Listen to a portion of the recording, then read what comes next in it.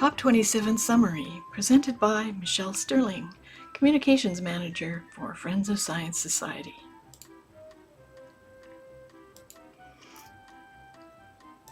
Hi, I'm Michelle Sterling for Friends of Science Society, and I thought I'd give you a quick overview of what happened at COP27 in Egypt that just wrapped up about a week or so ago. And just to give you some insights on what's going on there.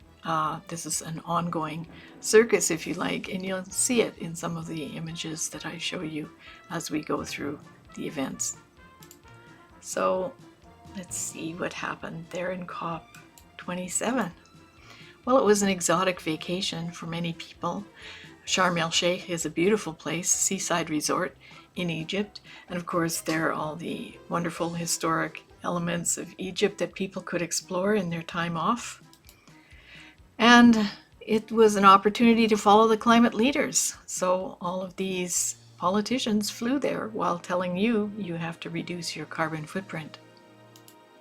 And it was old home night for so many people. Here we have Catherine McKenna and Amarjit Sohi, the mayor of Edmonton, reconnecting on the ground over there in Sharm el-Sheikh. And look at this, proud of Edmonton's leadership on climate action. Oh, really? We'd love to know what that is. And here we have a group from Pew Environment. They're very busy with blue carbon, so there's a whole gang of them there. And Farhana Yamin said, heading to COP27 along with half the plane. I've been to all of them since COP1, but missed Bali and India COPs due to maternity leave. Aw, my kids have grown, as have GHG emissions due to fossil fuels. We'll be working on climate justice and just transition, loss and damage. And just imagine, all these people here have helped grow the GHG emissions from fossil fuels at every one of these COPs. So Egypt, you may not know, is famous for its clean natural gas, but of course Greta Thunberg doesn't think that natural gas is a worthy topic and claims that this is not my taxonomy. Meanwhile, it should be recalled that Egypt is busy keeping the lights on in Egypt.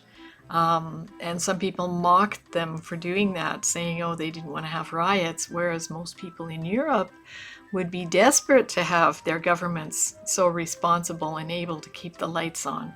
So Egypt is a very important supplier of natural gas to many parts of the world. And congratulations to them for holding COP27. But there was a new kid in town. Rather than being berated by Greta Thunberg with her "how dare you" diatribes, it seems that the climate community is taking a new approach with Sofia Kiani, who was at COP27. At 20 years old, I was the youngest person in a room full of business leaders and executives. Young people need to have access to spaces like these to speak truth to power, and it certainly helps when you dress for success.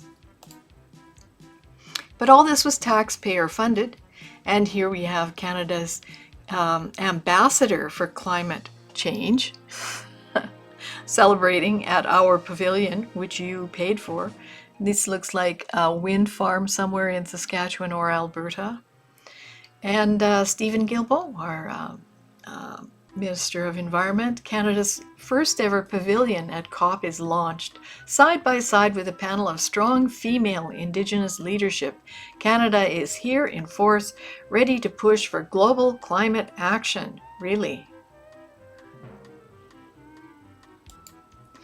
And of course, the Cape doctors were there for fossil fuel phase out. This is Dr. Vipond here, well-known figure in Alberta and in some places in Canada. And Rowan here had this to say: comedy, climate change activist flies around the world to attend the COP27 climate conference and plug his mask while looking like a toaster. I'm pretty excited about the elastomeric mask, Joe Vipond. And almost no one at COP27 was wearing a mask. But look at this. Canada, we're in the top 10 for delegation size. We're at 377 people this year, and a grand total over the years of 1,467 people. So we're right there behind the Democratic Republic of the Congo, Côte d'Ivoire, Brazil, United Arab Emirates, Guinea, Canada, there we are. And ahead of the Congo, France, Morocco, and Kenya. I'm not really sure what that says about us. Robert Lyman has written a summary for us, COP27, what really happened and what did not. And I may just read that for you all on camera in a subsequent video, because it's really good. It summarizes everything. A bit long, but... and here we have, once again, every one of these COPs, there's these last-minute, sleep-inducing negotiations. And Robert Lyman writes, the process established has been elaborate since COP26 ended in Glasgow last year. The UNFCCC and its subordinate bodies and related organizations have held 935 meetings and other events. Almost every one of these events has produced a report that will duly be filed and noted by the participants in COP27. You'd think that they wouldn't have to do last-minute negotiations if they've done that many in advance. But here we have a summary statement. After 2 weeks of extensive negotiations, COP27 has concluded with a hallmark implementation plan called SHIP and a historic deal for agenda item and outcome on loss and damage funding. Now, I'm not sure if our viewers all know what loss and damage is about, but loss and damage is based on the principle that mostly the OECD nations have caused climate change because of their fossil fuel emissions and industrialization. Therefore, we owe all the developing nations loss and damage reparations.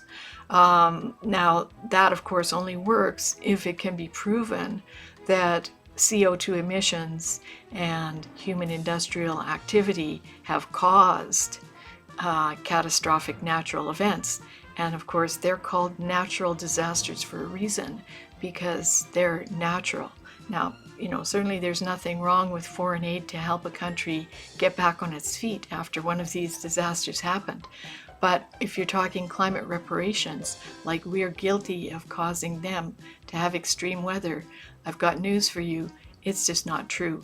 So you can read Roger Pielke's book called The Rightful Place of Science, Climate Change and Disasters, or Disasters and Climate Change.